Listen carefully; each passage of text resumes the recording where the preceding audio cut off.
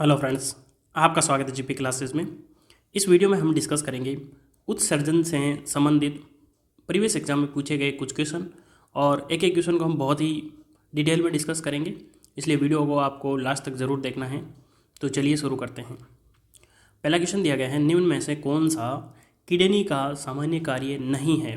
तो यहाँ पर आपको किडनी का जो कार्य है वो पता होना चाहिए। पहला दिया गया है विटामिन ए संश्लेषण का विनियमन। विनियमन का मतलब सबसे पहले आपको ये पता होना चाहिए कि परिवर्तन होता है, यानी कि विटामिन ए के संश्लेषण का जो कार्य होता है वो क्या किडनी का होता है। रक्त की मात्रा का विनियमन, रक्त में विलेय सांद्रता का विनियमन, बाह्य कोशिकीय के द्रव्य में पीएच का विनियमन। अब यहाँ पे बात आई है किडनी की। यदि हम बात करें किडनी की, तो किडनी का सामान्य कार्य क्या होता है। तो किडनी का सामान्य कार्य होता है रक्त का शुद्धिकरण। क्या होता है? रक्त का शुद्धिकरण। अब ये जब रक्त का शुद्धिकरण करेगी तो कैसे करेगी? रक्त में से जो उत्सर्जी पदार्थ है, उत्सर्जी पदार्थ, उनको ये अलग करती है। जब ये उत्सर्जी पदार्थ को अलग करेगी तो रक्त की सांद्रता में परिवर्तन आ जाएगा। सांद्रता में परिवर्तन, क्योंकि जो पदार्थ जो है रक्त में मिले हुए होंगे उनको अलग कर देगी तो इसकी सांद्रता में परिवर्तन आ जाएगा।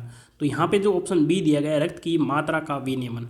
अब कुछ क्वांटिटी जो है उत्सर्जन पदार्थ के रूप में अलग हो जाएगी तो उसकी मात्रा में चेंज आ जाएगा। रक्त में विलेय सांद्रता का विनियमन, यानी कि जो विलेय पदार्थ है उनकी सांद्रता में भी परिवर्तन आ जाएगा। और बाह्य कोशिकीय के द्रव्य के पीएच का विनियमन, यानी कि रक्त की जो पीएच है उसमें भी थोड़ा बहुत चेंज आ जाएगा। तो ये तीनों जो है किडनी का कार्य है, लेकिन जो विटामिन ए जो है इसका संश्लेषण का कार्य जो है किडनी का नहीं होता। तो विटामिन ए का संश्लेषण किसके द्वारा किया जाता है ये भी तो आपको पता होना चाहिए। तो ये लीवर का कार्य होता है। तो लीवर क्या करता है? विटामिन ए का संश्लेषण। और विटामिन ए जो होता है वो भी स्टोर किस में रहता है? लीवर के अंदर। तो मुझे उम्मीद है कि आपको सारी जानकारी समझ में आई होगी। अगला क्वेश्चन देखते हैं। रक्त प्रोटीन, क्रिएटिनिन, लाल रक्त कणिकाएं और श्वेत रक्त कणिकाएं में से कौन सा पदार्थ सामान्यतः मूत्र में पाया जाता है? रक्त प्रोटीन, क्रिएटिनिन, लाल रक्त कणिकाएं और श्वेत रक्त कणिकाएं। तो आप सभी को पता है, ये जनरल सी बात है कि जो आरबीसी और डब्ल्यूबीसी होती है वो मूत्र में बाहर नहीं आती हैं, ये रक्त के अंदर होती हैं। तो ये दोनों ऑप्शन तो नहीं होंगे। अब हम बात करते हैं रक्त प्रोटीन और क्रिएटिनिन की। रक्त प्रोटीन रक्त के अंदर पाया जाता है। जब कोई किडनी में किसी भी प्रकार की समस्या आ जाती है तब जो रक्त प्रोटीन होता है वो कुछ मात्रा में मूत्र के साथ बाहर आ जाता है, लेकिन सामान्य स्थिति में रक्त प्रोटीन बाहर नहीं आता। तो मूत्र में पाया जाने वाला पदार्थ होता है क्रिएटिनिन।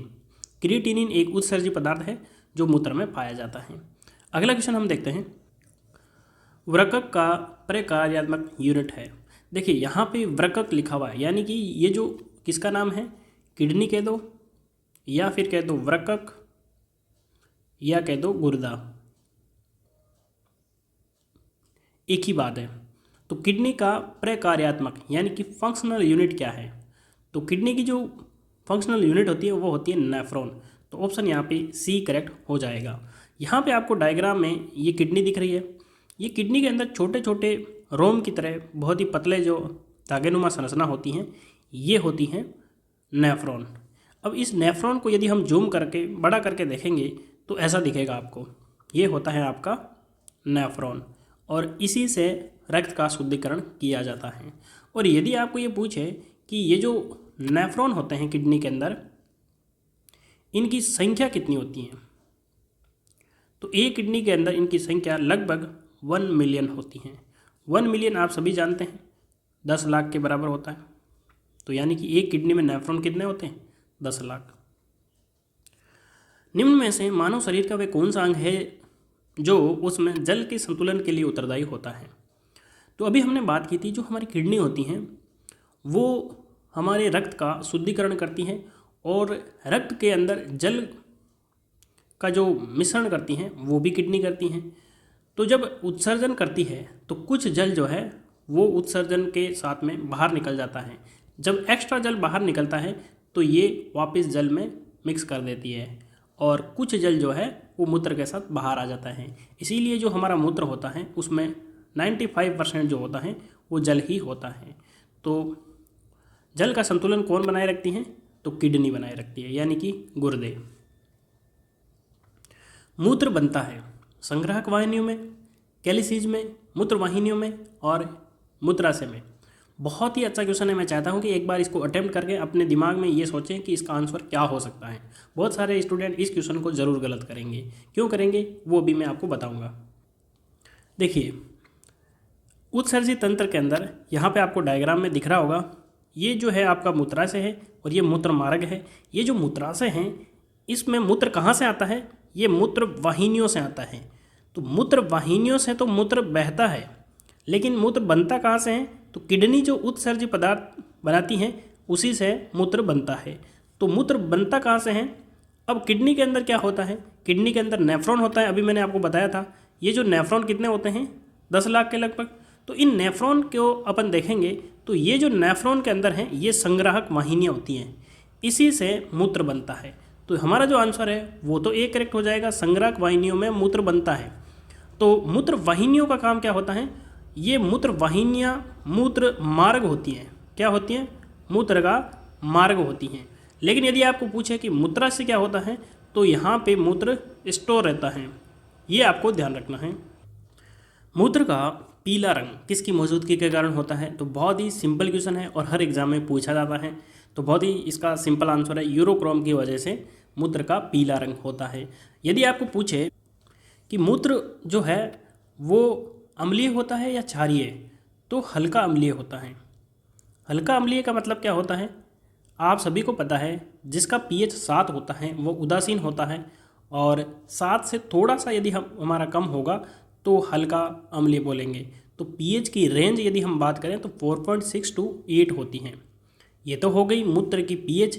और यदि सामान्य स्थिति की हम बात करें तो सामान्य कंडीशन के अंदर मूत्र का pH जो होता है वो 6 होता है। तो यदि आपको एग्जाम में पूछे कि मूत्र का pH कितना होता है तो आप सामान्य वाला आंसर देंगे तो 6 होता है, और रेंज पूछे तो 4.6 to 8 होती है। निम्नलिखित में से कौन उत्सर्जक उत्पाद के रूप में यूरिक एसिड का उत्सर्जन करता है? तो यदि आपको पूछे कि यूरिक एसिड का उत्सर्जन कौन करता है, तो एक तो आपके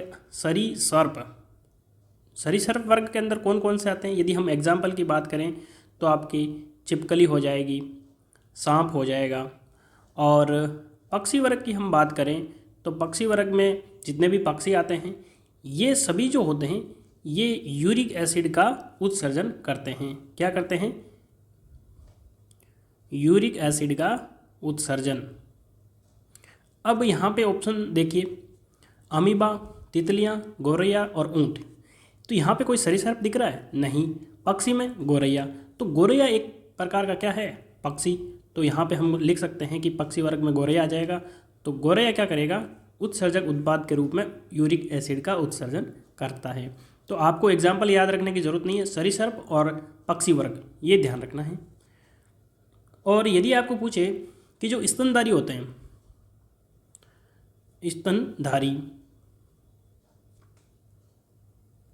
ये क्या उत्सर्जन करते हैं? तो मनुष्य जो है स्तनधारी के अंदर आता है, तो वो मूत्र के साथ में यूरिया उत्सर्जित करते हैं। क्या करते हैं? यूरिया।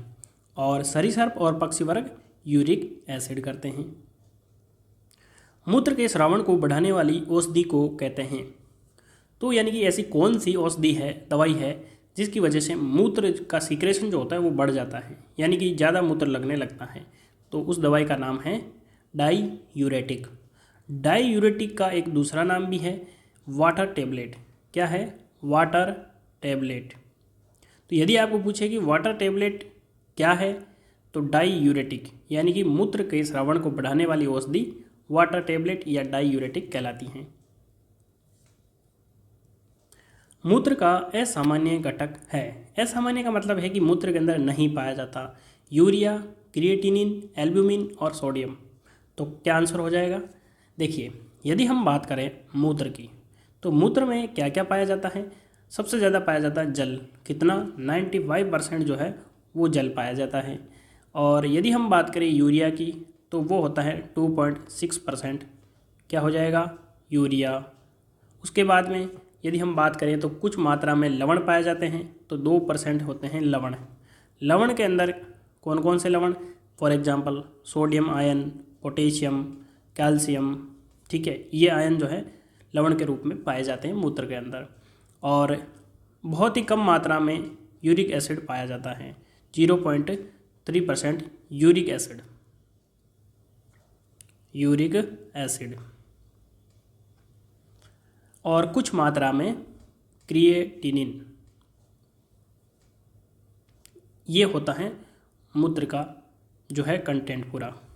तो यहाँ पे यूरिया भी पाया जाता है, क्रिएटिनिन पाया जाता है, सोडियम आयन यानी कि लवण के रूप में पाए जाते हैं, तो एल्ब्यूमिन नहीं पाया जाता। तो हमारा जो आंसर है वो सी करेक्ट हो जाएगा। अब यहाँ पे ये पता होना चाहिए कि एल्ब्यूमिन किस में पाया जाता है, तो एल्ब्यूमिन रक्त के अंदर पाया जाता है, मूत्र में नहीं पाया जाता। भ्रूण की अपरा कोशिका किसमें सहायक होती हैं, तो यहाँ पे आपको पूछा गया भ्रूण के अंदर अपरा कोशिका पाई जाती हैं जो क्या काम करती हैं, उत्सर्जन, श्वसन, संरक्षण या फिर पाचन। देखिए जब भ्रूण होता है उसके अंदर किडनी तो होती नहीं है, यानी कि उत्सर्जन किडनियों के द्वारा तो होता नहीं है क्योंकि वो डेवलप्ड होती नहीं है। तो ये जो अपरा कोशिकाएं होती हैं इन्हीं के द्वारा जो है भ्रूण के अंदर उत्सर्जन होता है।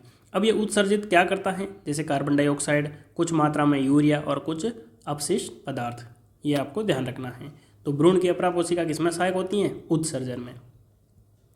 निम्नलिखित में से वे कौन सा अंग है जिनमें पानी, वसा तथा विभिन्न अपचय अपशिष्ट उत्सर्जित होते हैं। तो यदि हम बात करें सिर्फ उत्सर्जन की, तो आप सभी को पता है जो सबसे ज़्यादा उत्सर्जन होता है वो किडनियों के द्वारा होता है। हालांकि त्वचा से भी कुछ मात्रा में जो जल है और कुछ उत्सर्जित पदार्थ निकलते हैं, क्योंकि जो हमारा पसीना होता है उसके अंदर जल के साथ में कुछ अपशिष्ट पदार्थ होते हैं, लेकिन सबसे ज़्यादा कौन करता है, तो किडनी।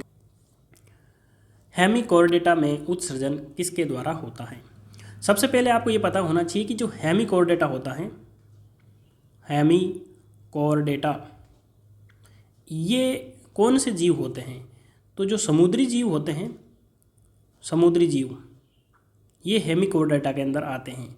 तो इनमें जो उत्सर्जन है वो किसके द्वारा होता है, कोशिका गुच्छ के द्वारा, प्राक वर्क या मध्य वर्क या पश्च वर्क। तो यहाँ पे आपको ध्यान रखना है हेमिकोर्डेटा में उत्सर्जन जो है वो कोशिका गुच्छ के द्वारा होता है। और आपको ध्यान रखना है हेमिकोर्डेटा के अंदर समुद्री जीव आते हैं। जब रक्त में नाइट्रोजनी अपशिष्ट जमा होता है तब निम्नलिखित में से कौन सा अंग काम नहीं कर रहा होता है। तो जितने भी अपशिष्ट पदार्थ होते हैं वो किसके द्वारा बाहर निकाले जाते हैं, तो किडनी के द्वारा, यानी कि किडनी का काम क्या होता है, रक्त का शुद्धिकरण।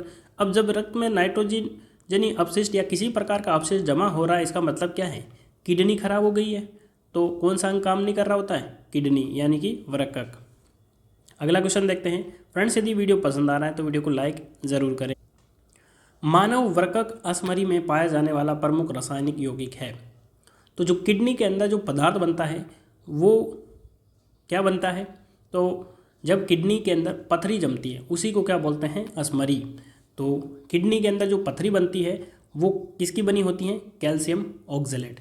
किसकी बनती है, कैल्शियम ऑक्जेलेट। और यदि आपको कैल्शियम ऑक्जेलेट का सूत्र पूछ ले तो भी आपको पता होना चाहिए CaC2O4, ये होता है कैल्शियम ऑक्जेलेट का सूत्र। अपोहन का प्रयोग किस क्रिया को पूरा करने के लिए होता है। ये जो अपोहन है ये आपको शब्द याद रखना है। अपोहन को ही क्या बोलते हैं, डायलिसिस। डायलिसिस हिंदी में भी आपके ऐसे लिखा हुआ आ सकता है डायलिसिस, क्योंकि ये जनरल नाम जो है इंग्लिश वाला ही सब जानते हैं। तो डायलिसिस क्या होता है, किडनियों का काम जो होता है वो क्या होता है, रक्त का शुद्धिकरण। जब किसी इंसान की किडनियाँ खराब हो जाती हैं तब कृत्रिम रूप से रक्त का जो शुद्धिकरण होता है उसी को हम बोलते हैं डायलिसिस। तो डायलिसिस जो है किसकी क्रिया को पूरा करने के लिए किया जाता है, तो जब किडनी की क्रिया को, यानी कि गुर्दे या फिर वृक्क, जब किडनियाँ खराब हो जाती है तो कृत्रिम रूप से जो रक्त का शुद्धिकरण किया जाता है वो डायलिसिस कहलाता है। तो फ्रेंड्स ये था वीडियो। आपको वीडियो कैसा लगा कमेंट बॉक्स में ज़रूर बताना। यदि वीडियो पसंद आया तो वीडियो को लाइक करें, कमेंट करके कोई भी क्वेरी हो तो मुझे बताएं, और चैनल पर नए हैं तो सब्सक्राइब ज़रूर करें।